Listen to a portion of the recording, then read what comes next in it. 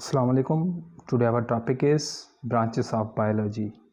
Branches of biology के अंदर हमने कुछ ब्रांचेस क्लियर की थी, तो उसके बाद कुछ ब्रांचेस और थी जिसको हम इंशाल्लाह आज क्लियर करेंगे।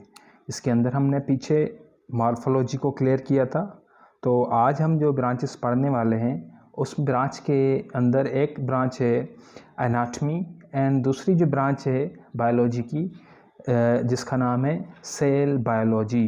तो एनाटमी को, सेल बायोलॉजी को इंशाल्लाह आज हम कवर करेंगे। उम्मीद है कि तमाम बच्चों को ये लेक्चर सही तरह समझ में आ जाएगा।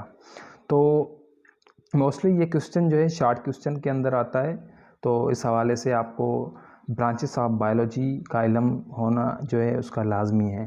इसके अलावा आप जो भी सब्जेक्ट्स पढ़ेंगे उनकी डिटेल्स जो पढ़ेंगे उनके लिए भी मस्ट है कि आपको बायोलॉजी की ब्रांचेस का इल्म होना चाहिए, उनकी नॉलेज होनी चाहिए। तो आज हम जो ज़िक्र करने वाले हैं वो एनाटमी का ज़िक्र करेंगे जो कि बायोलॉजी की ब्रांच है। इससे पहले हमने जो मॉर्फोलॉजी का ज़िक्र किया था, मॉर्फोलॉजी के अंदर हमने ये पढ़ा था कि study about the external parts of the body के जो एक्सटर्नल स्ट्रक्चर्स थे उनका जो फॉर्म्स थी एक्सटर्नल, उनकी हमने स्टडी की थी जिसको हमने मॉर्फोलॉजी कहा था। तो आज जो हम पढ़ने वाले हैं जिसके अंदर हमने ये देखा है कि एनाटमी, ठीक है। तो एनाटमी के हवाले से क्या इसके अंदर बॉडी की स्टडीज़ की जाती है, कौन सी बॉडी की स्टडी की जाती है, कौन से पार्ट्स की स्टडी की जाती है, वो हम देखेंगे। तो आपको पता है हम बायोलॉजी पढ़ रहे हैं, सिंटैक्स बुक जो आप जामशुरू से रिलेटेड है, तो 9th क्लास की ये बुक है जिसके अंदर ये टॉपिक मौजूद है। तो मैं आपको शो करवाऊँगा कि कौन सा ये टॉपिक है आपके बुक के अंदर। देखें आप स्क्रीन के ऊपर आप देख सकते हो, यहाँ पर मॉर्फोलॉजी जो कि हमने पहले क्लियर कर दिया है, उसके बाद है एनाटमी। एनाटमी के अंदर जो है हम देखेंगे क्या है, तो इतना ज़्यादा डिटेल में नहीं लिखा हुआ, जस्ट हमें इसकी एनाटमी को हम डेफिनेशन को क्लियर करेंगे। फर्स्ट ऑफ ऑल हम देखेंगे एनाटमी जो वर्ड है ये ग्रीक लैंग्वेज से लिया गया है, जिसके अंदर वर्ड जो एना है, एना का मतलब होता है पार्ट या आप, और उसके साथ साथ दूसरा जो इसका हिस्सा है उसका पार्ट है जिसको टॉम कहा जाता है। इस टॉम की जो मीनिंग है वो है कटिंग। तो मीन्स एनाटमी के अंदर हम क्या करते हैं, किसी बॉडी के स्ट्रक्चर को, किसी बॉडी की किसी फॉर्म को हम क्या करते हैं, उसको काटते हैं, कट करते हैं। तो उस स्टडी को हम कहते हैं एनाटमी। मीन्स एनाटमी के अंदर हम क्या करते हैं, बॉडी को कट करते हैं, बॉडी का ऊपर वाला हिस्सा है उसको हम क्या करते हैं, कट डाउन करते हैं। तो ऐसी स्टडी को एनाटमी कहा जाता है। मतलब ये कि study about the internal parts of the body के जो इंटरनल पार्ट्स हैं उनकी स्टडी की जाती है। Study about the internal parts of the body of living organisms. जो भी जानदार होते हैं उन जानदारों का जो बॉडी होता है उस बॉडी को कट किया जाता है और उनके जो अंदर वाले पार्ट्स हैं उनकी स्टडी की जाती है। बाय कटिंग दैम ओपन, उसकी बॉडी को कट किया जाता है और ओपन किया जाता है और फिर उसकी स्टडी की जाती है, ठीक है। तो एनाटमी के अंदर हम क्या करते हैं, जो भी जानदार होते हैं, तो वो जानदार एनिमल भी हो सकता है, वो जानदार प्लांट भी हो सकता है, वो जानदार ह्यूमन भी हो सकता है। तो उनकी बॉडी को कट करके हम उनके अंदर वाले जो स्ट्रक्चर्स हैं उनकी हम स्टडी करते हैं। तो ऐसी स्टडी को एनाटमी कहा जाता है। अगर हम प्लांट्स की स्टडी करते हैं तो प्लांट्स की बॉडी को, प्लांट्स का स्टेम लेते हैं, स्टेम को हम क्रॉस सेक्शन के अंदर भी काट सकते हैं और बहुत तरीके हैं उनको हम उसको काट के उसकी जो है स्टडी करते हैं। तो इस स्टडी को एनाटमी कहा जाता है। जब उसकी बॉडी को कट करते हैं तो उनके अंदर टिश्यूज़ हमें नज़र आते हैं। साइलम फिलोएम टिश्यूज़ आपने पढ़े हैं, तो वो मेरिस्मेटिक टिश्यूज़ हैं, परमानेंट टिश्यूज़ हैं। उसके अंदर जो भी बॉडी का स्ट्रक्चर उसके स्टम के अंदर मौजूद होता है, प्लांट्स के लिए जो पत्ते होते हैं उनकी हम एनाटमी करते हैं। ऐसे ही हम ह्यूमन बींग्स की स्टडी करते हैं। ह्यूमन बींग की बॉडी को हम क्या करते हैं, डायसेक्ट करते हैं, उनको कट करके उसकी सर्जरी करके उनकी बॉडी के अंदर जो ऑर्गन्स मौजूद होते हैं उनकी हम स्टडी करते हैं। ये भी एक एनाटमी होती है। जब उनकी बॉडी के अंदर हम बॉडी को कट कर देते हैं तो उनके अंदर वाले स्ट्रक्चर्स हमें नज़र आते हैं, इंटरनल बॉडी के पार्ट्स नज़र आते हैं, जैसे कि लंग्स हो गया, हार्ट हो गई, किडनी हो गया। तो इन सब की हम स्टडी जो है एनाटमी के अंदर करते हैं। और एनाटमी की स्टडी तब होती है जब हम उसकी बॉडी को कट करते हैं, उसकी बॉडी को डायसेक्ट करते हैं, उनकी बॉडी की सर्जरी करते हैं, उसके बाद ही एनाटमी की स्टडी होती है। तो एनाटमी की स्टडी क्या होती है, study about the internal parts और the internal body of the living organisms is known as anatomy.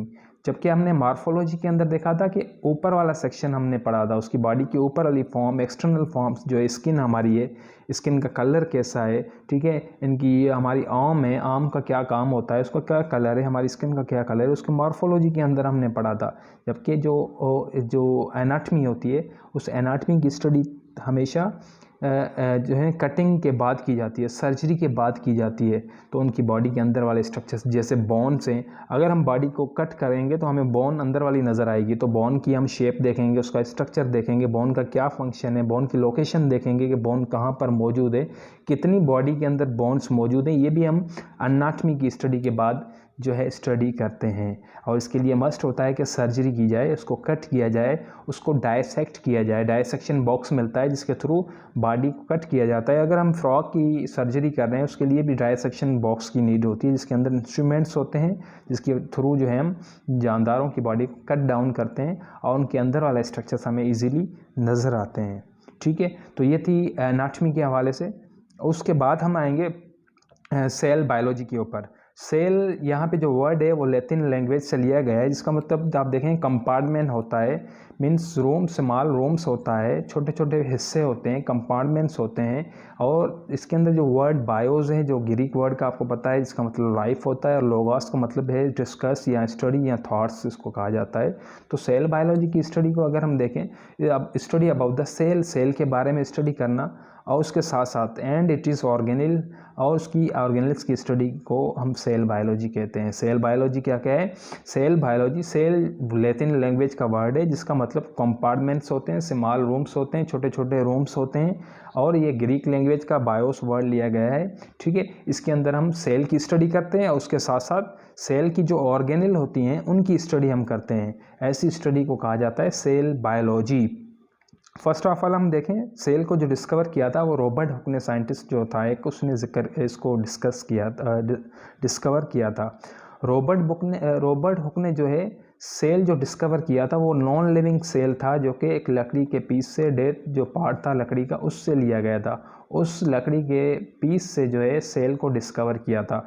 जबकि दूसरा जो साइंटिस्ट था एंटोनी वॉन लेवेनहुक ने लिविंग सेल को डिस्कवर किया था, जबकि रॉबर्ट हुक ने जो है वो नॉन लिविंग सेल को डिस्कवर किया था। तो सेल की स्टडी को, और सेल की जो स्टडी के बाद सेल का जो इंटरनल स्ट्रक्चर्स जो होता है उसके अंदर ऑर्गेनेल्स होती हैं, उनकी स्टडी को कहा जाता है सेल बायोलॉजी।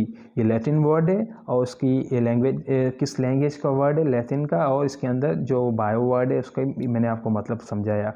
तो स्टडी अबाउट द सेल्स और इसके साथ साथ इसकी जो ऑर्गेनेल्स होती हैं उनकी स्टडी को हम सेल बायोलॉजी कहते हैं। ठीक है, और लिविंग सेल डिस्कवर किसने किया है? और रॉबर्ट हुक ने जो डिस्कवर किया था सेल, वो 1665 के अंदर, 1665 के अंदर जो है नॉन लिविंग सेल को डिस्कवर किया था एक लकड़ी के पीस से। जबकि लेवेनहुक ने जो है वो रेनिंग वाटर से लिविंग सेल को डिस्कवर किया था। तो एक्सटर्नली हम सेल की स्टडी करते हैं। जब सेल की एक्सटर्नली स्टडी कर देंगे तो सेल की एक्सटर्नल स्टडी के साथ साथ क्या होता है, उसके बाहर वाली शेप हम देखते हैं, उसका स्ट्रक्चर कैसा है, उसके फंक्शन कैसे हैं। तो सेल की एक्सटर्नल स्टडी भी करते हैं, उसके साथ साथ सेल की हम इंटरनली स्टडी भी करते हैं, सेल के अंदर जाके भी स्टडी करते हैं, जो कि इंटरनली सेल की स्टडी होती है, जिसके अंदर सेल के अंदर ऑर्गेनल्स होते हैं, सेल के अपने कंपार्टमेंट्स होते हैं, छोटे छोटे ऑर्गेनल्स जिसको कहा जाता है, वो छोटे छोटे कंपार्टमेंट्स ऑफ द सेल्स जो हैं जिसको कहा जाता है ऑर्गेनल। तो ये ऑर्गेनल जो है ये सेल के छोटे कंपार्टमेंट्स होते हैं और इनके अपने अपने फंक्शन होते हैं। हर कंपार्टमेंट का अपना एक फंक्शन होता है। जैसे ये एक रूम है, रूम का एक फंक्शन होता है, ऐसे ही किचन का अपना फंक्शन होता है, ऐसे ही जो बाहर वाला रूम, बैठा वाला रूम है, उसका अपना एक फंक्शन है, उसकी अपनी एक शेप है, एक स्ट्रक्चर है। ऐसे ही स्टडी रूम जो होता है उसकी अपनी शेप है, उसका अपना स्ट्रक्चर, उसकी अपनी प्राइवेसी है। तो ऐसे कंपार्टमेंट्स होते हैं। ऐसे ही माइटोकॉन्ड्रिया का अपना काम है, न्यूक्लियस का अपना काम है, एंडोप्लाज्मिक रेटिकुलम का अपना काम है, गोल्जी बॉडीज़ का अपना काम है। ये सब छोटे छोटे कंपार्टमेंट्स हैं जिनका अलग अलग काम होता है, ठीक है। तो ये छोटे कंपार्टमेंट्स होते हैं, इनकी स्टडी की जाती है सेल बायोलॉजी के अंदर।